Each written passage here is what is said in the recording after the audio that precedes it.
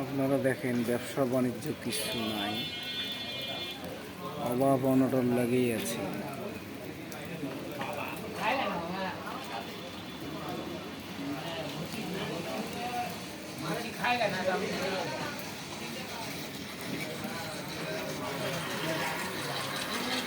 মানুষ জিনিস কেন করে কিনবে, পকেটে টাকা পয়সা নাই,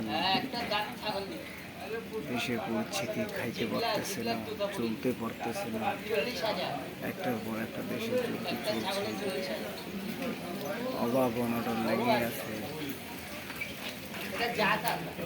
অভাব থেকে আল্লাহ যেন সকলকে সহি সালামতে সুন্দরভাবে একটা ডাল ভাত খেলে রাখতে পারে।